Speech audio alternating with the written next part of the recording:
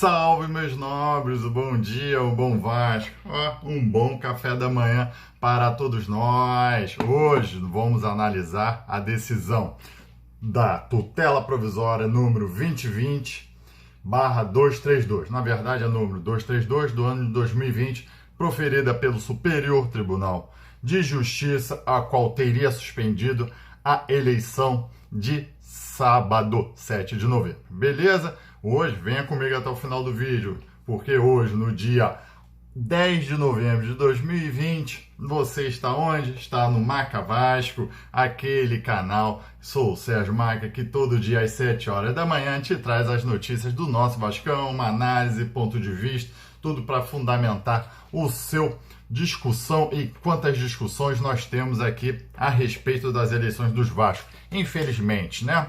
Mas vamos lá. Mas primeiro eu queria te dar uma boa notícia. Hoje gostaria de convidar todos vocês, inscritos ou não inscritos, que estão vendo esse vídeo, a participar do programa ao vivo deste canal, do primeiro programa ao vivo deste canal. Vou criar isso como rotina. Toda terça-feira às 8h30 você terá o Tribuna Esportiva com Maca. Gostaram do nome? Já criei. O Tem e Tribuna hoje está muito bem propício, porque tribunal é o que está delimitando o nosso futuro. Mas hoje, então, vamos lá. Já tem hora marcada, às 8h30. Comigo estará o Léo Lacerda, na torcida vascaíno. Estará Thiago Fonte, do Vascaíno do Cerrado. E estará também o Mauro Brenner, um dos mais antigos youtubers, discutidores aí do nosso Vasco da Gama. Nós, durante uma hora, de 8h30 às 9h30, estaremos discutindo as eleições, num ponto de vista do Off Rio, Thiago Fonte, que acompanhou toda a eleição da TV, do Off Rio, Mauro Brenner, que foi até o Rio de Janeiro, aqui em São Januário, votar, e do Léo Lacerda, que todos vocês conhecem, com aquelas polêmicas, e o ponto de vista dele, de quem participou de todo o pleito no sábado, que ele estava desde lá acompanhando, cobrindo as eleições. Beleza? Encontro marcado. Sendo assim, meus amigos, eu já peço, dê seu like aqui nesse vídeo, é muito importante para os YouTube, para o trabalho dos youtubers. Se você é novo, está chegando agora no canal, por favor, se inscreva aqui.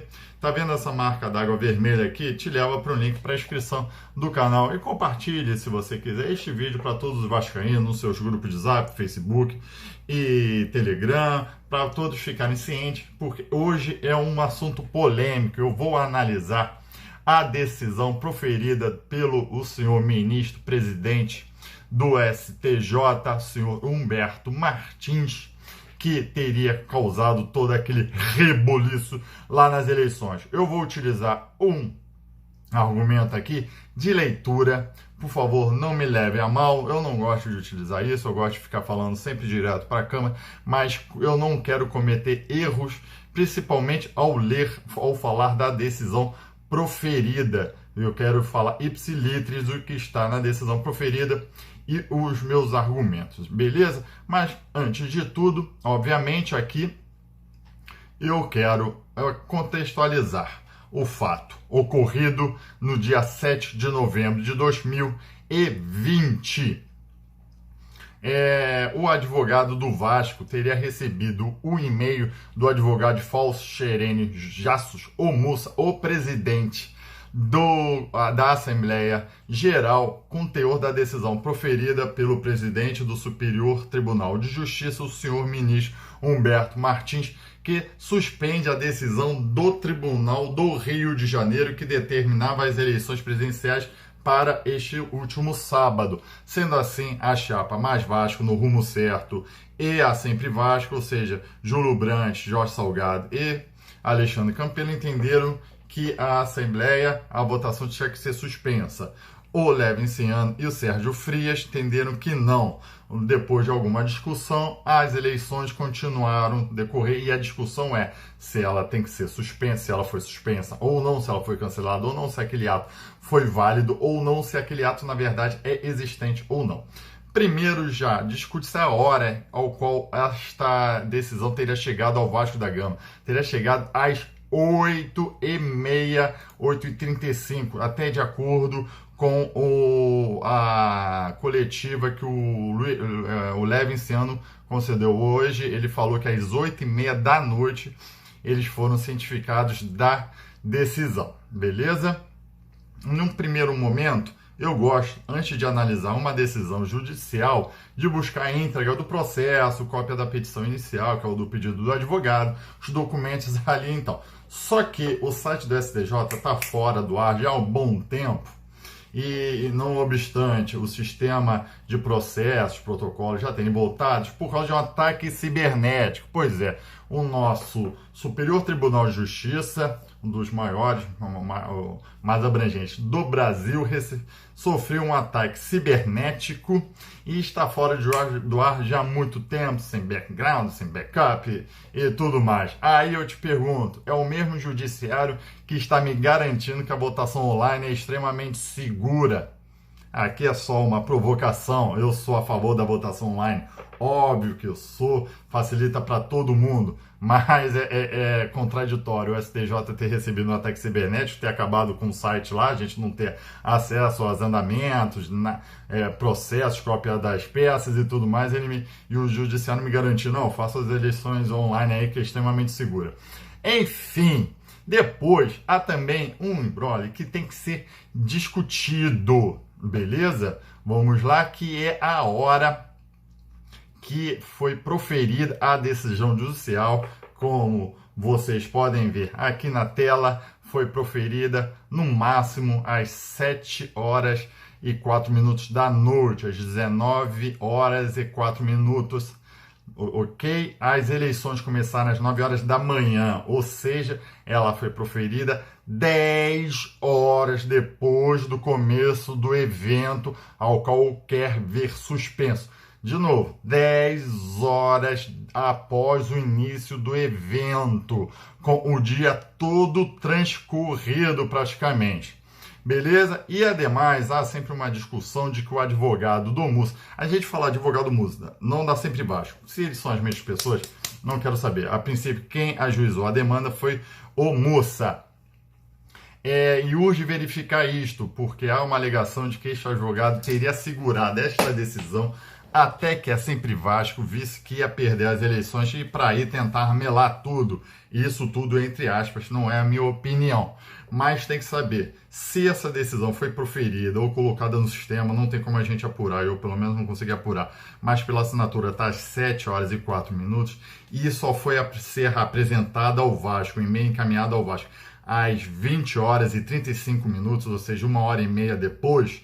Para mim é um lapso temporal muito longo para que o desejo desse advogado de suspender as eleições fossem devidamente cumpridas, ou seja, é muito tempo. Ele, se foi proferido às 7 horas, tinha que ter sido encaminhado diretamente às 7h10 ou imediatamente ao advogado. Não pode ter tido esse lapso. Se teve esse lapso de 1h30, o advogado tem que responder por isso. Porque já que ainda a intenção suspender as eleições, teria que ser o mais rápido possível, não poderia estar esperando qualquer fator externo, beleza? Esse é o ponto, não estamos alegando a nada, beleza? Após isso, vamos analisar os pontos que o fundamento a liminar. Contudo, eu não entrarei na esfera jurídica, não falarei sobre a competência do STJ ou esse modo de intimação, se por e-mail do advogado está correto, porque eu quero discutir os fatos que fundamentam a decisão e tentar demonstrar para vocês uma irrazoabilidade, uma falta de bom senso nesses fatos que não se coadunam com o fato concreto ali ocorrido, com o evento já em andamento. Lógico, ressaltando aqui a minha opinião, ok? Beleza? Sendo assim, já com os 10 minutinhos de vídeo, não se esqueça, por favor, deem seu like no vídeo e se inscreve no canal, porque todo dia vocês têm uns vídeos sobre o nosso Vascão, uma conversa sobre o nosso Vascão, um entretenimento sobre o nosso Vascão, para exatamente isso, podermos discutir. E, por favor, os comentários estão abertos, desde que de forma respeitosa, para todas as opiniões, todos os argumentos, até porque eu quero combater os argumentos para saber se o meu ponto de vista é correto ou não. Eu sou muito aberto para isso. Ok, mas vamos então à análise da decisão e, obviamente, aqui eu vou utilizar a leitura aqui para falar, tá? O primeiro ponto que eu queria debater, a primeira crítica é: O ministro assevera que a situação emergencial é indubitável e está claramente explicada. Ele escreve isso aqui, ó, a situação emergencial é indubitável, abre aspas, né? A situação emergencial é indubitável e está claramente explicitada, uma vez que a eleição já acontecendo e os prejuízos podem ser irreversíveis. Então, quer dizer, a primeira crítica que eu faço é a seguinte: ele já tinha ciência que o evento estava ocorrendo, que as eleições estavam ocorrendo, que o pleito eleitoral estava ocorrendo, e a princípio, isso amplamente divulgado, até por mim que estava cobrindo lá, botei uma live no canal quase perto até desse horário, de umas 5h30, 6 horas, de que estava tudo ocorrendo até de forma muito pacífica. E ele só vem dar esta liminar às 7 horas da noite, faltando 2 horas para terminar o pleito, praticamente, ou 3 horas, não me parece irrazoável. Se ele quisesse realmente suspender o evento, teria que ter suspendido logo pela parte da manhã. Eu repito, depois de 10 horas iniciados o evento. Para mim, todo o dano que ele queria assustar já tinha ocorrido. Se era dano de saúde, se a eleição não teria todos os procedimentos burocráticos realizados, às 7 horas da noite é que isso não poderia ter sido suspenso, sob pena de causar mais confusão, como realmente causou. Ou seja, 3.000 pessoas já tinham ido a São Januário. Se tivessem aglomerado, já estava aglomerado, já tinham votado, e de repente às 8h30 da noite, faltando 1h30 para o pleito se encerrar, é que é suspenso. Ó, é totalmente razoável. E esse argumento, então, da urgência que ele fala aqui, como é que é? Da situação emergencial indubitável, sendo proferida a decisão 7 horas da noite, ou seja, 10 horas depois do início do pleito, não, para mim, não subsiste. Não subsiste. Vamos à segunda crítica. Ele utilizou o contexto pandêmico para fundamentar sua suspensão. Hoje também muitas das decisões estão sendo sempre fundamentadas por causa da pandemia. Vamos lá. Abre aspas. Diante dos riscos de irreversibilidade dos prejuízos que podem ocorrer, a necessidade de proteção urgente da saúde pública, bem como a necessidade de obstar riscos à segurança pública. Não se pode olvidar, não, vou ler o artigo todo aqui. É esse ponto aqui que eu queria pegar. Não se pode olvidar que a pandemia da Covid-19 ainda está ocorrendo, não podem ser adotadas medidas como a que foi proferida contrariando as medidas sanitárias determinadas por autoridades internacionais e nacionais, imprescindíveis para conter o contágio dessa doença, que tem infelizmente ceifado a vida de tantos brasileiros, causando danos irreparáveis e intocáveis famílias em todo o país. O risco da disseminação do artigo com consequências graves que poderão ser concebidas em futuro breve, impõe, portanto, pela emergência sanitária do caso, para apreciação ou deferimento da tutela provisória pedida. Minha crítica aí que era o seguinte: de novo, atuando com horário, depois de 10 horas do pleito, depois de um dia inteiro das pessoas votando ali dentro, ele me pede a suspensão com medo de consequências graves que poderão ser percebidas no futuro por causa do contágio dessa doença que tem, infelizmente. Quer dizer, toda a aglomeração já tinha ocorrido. Não subsiste esse argumento. Até porque sempre há o argumento de falar que daqui a uma semana teremos eleições nacionais, regionais para a prefeitura e vereadores. Inclusive, São Januário será um colégio eleitoral e ninguém fala nada, ninguém suspende essas eleições, serão presenciais, idosos irão votar em horários específicos, crianças, adolescentes vorão, todo mundo sabe que fazem aglomerações nas ruas, as ruas ficam lotadas, tendo que a locomoção em transporte público, em transporte privado, e nada foi suspenso e ninguém fala nada, mas nada do Vasco tem que suspender. Beleza. E ainda afirma que não poderiam ser adotadas medidas sanitárias. Acontece que até o momento ninguém acusou o Vasco de ter infringido qualquer protocolo de saúde. Acredito que lá estiveram fiscais da saúde para verificar São Januário e que até agora ninguém vem com laudo de uma atuação nem nada. Ou seja, então mesmo que essas eleições tenham sido marcadas em cima da hora, de sexta para sábado, parece que o Vasco respeitou todos os protocolos de saúde internos que ali deveriam ter. Então esse argumento também da pandemia, da votação, tendo que visto que semana que vem vai ter votação nacional, e não há ninguém criticando qualquer ilícito, qualquer infração ao protocolo de saúde, também, para mim, não subsiste, beleza? Aí o nosso nobre senhor ministro, aí que é onde eu vou querer falar. Ademais, não custa destacar que no atual contexto pandêmico, a virtualização de reuniões e sessões tornou-se importante ferramenta para frear o avanço do contágio. Beleza, aí ele defende a utilização da tecnologia. Só que a mesma tecnologia, qual o site do STJ foi hackeado, então não garante uma segurança, e ele não entra na especificidade de se vai ter eficácia, se tem tempo hábil para você concluir uma licitação, proferir essa votação online. Não, ele só é uma hipótese ou contra o fato concreto, ou seja, ele pensa que a votação online é mais segura, mas não traz os fundamentos concretos para dizer exatamente que a votação é mais segura, que dá tempo hábil para ser feita e tudo mais. Beleza? Da mesma forma que quando ele fala das medidas de protocolo de segurança, também não adentra quais seriam as medidas de protocolo, onde presume-se então que o Vasco respeitou todos os protocolos de saúde. É óbvio, ele é responsável por dentro de São Januário. Fora quem tinha que ser responsável era o Estado, ao qual não apareceu lá. Beleza? E assim eu vou ler a minha última terceira crítica, que sim, não se pode olvidar que os trâmites burocráticos preparatórios do pleito eleitoral precisam de tempo hábil para serem realizados, para fins de garantir uma organização preparatória que traga lisura e eficiência a todo o processo, e realizar um pleito eleitoral de forma assodada, sem uma necessária prévia organização para ser realizada de forma eficiente, abala a credibilidade que tem de ser revestir o processo licitatório. Beleza. Então ele fala fala de segurança jurídica imprescindível a qualquer processo que se pretende intitular democrático.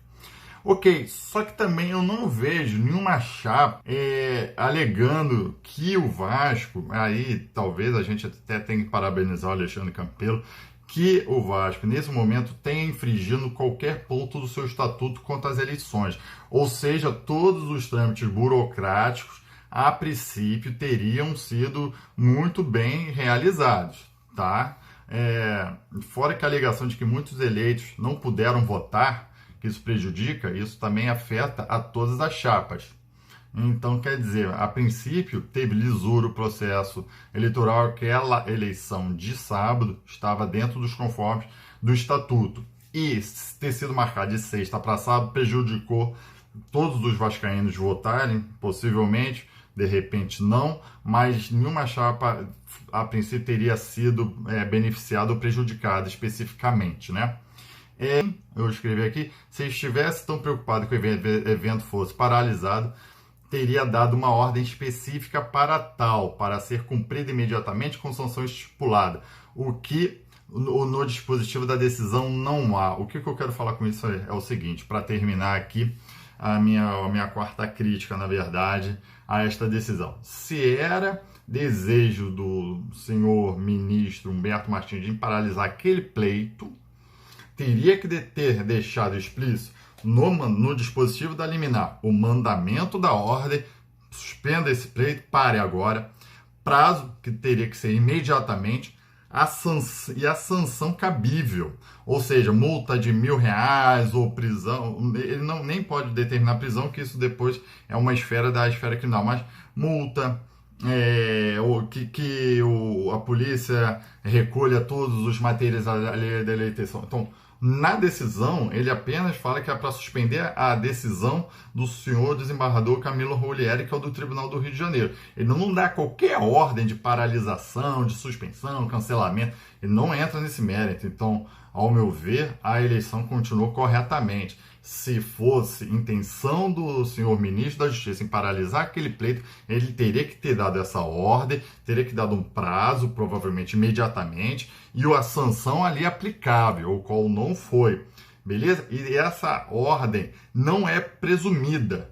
Ninguém pode se presumir ordem judicial, ordem da ordem judicial. Eu não posso presumir, então o juiz quis falar, não. Aí você tem um instrumento que é o embargo de declaração para pedir que o senhor ministro supra essa omissão. Então não posso presumir nenhuma ordem judicial, tá legal? Assim aqui eu termino a minha explanação. Penso que eu não, sem analisar as questões jurídicas, a decisão pelo bom senso não é que prevalecer pelos argumentos aqui trazidos e pelos argumentos aqui combatidos por mim, óbvio, na minha opinião. Não se aplica ao fato concreto. Aí eu faço até um desabafo. Infelizmente, o que vemos é o judiciário sempre entrando na nossa vida privada. São os juízes dentro de gabinetes, longe do Rio de Janeiro, querendo dar uma ordem judicial após 10 horas de um pleito, simplesmente achar que ia ficar tudo tranquilo. Olha, paralisa essa demanda aí e todo mundo vai para casa e os 3.500 pessoas que já votaram ficaram debaixo do sol, perderam a mão. Não é assim, eu acho que tem que ter um respeito maior isso não é ao vascaíno, não, ao brasileiro que ali participou daquele pleito por livre e espontânea vontade, ok? O clima estava pacífico, eu repito aqui, eu tenho live inclusive onde o Jorge Salgado está passando pela fila distribuindo seus panfletinhos, onde o Brandt se manifesta na minha live, para mim, convocando os seus eleitorais, mas deixando desde já que vai cumprir qualquer ordem judicial, o levem conclamando os seus eleitorados e tudo mais. Bom, meus amigos, aqui eu acho que já ficou longo o vídeo, espero que vocês tenham chegado até esse vídeo, espero que vocês compartilhem esse vídeo para outras pessoas, deem seu like, um abraço, tchau!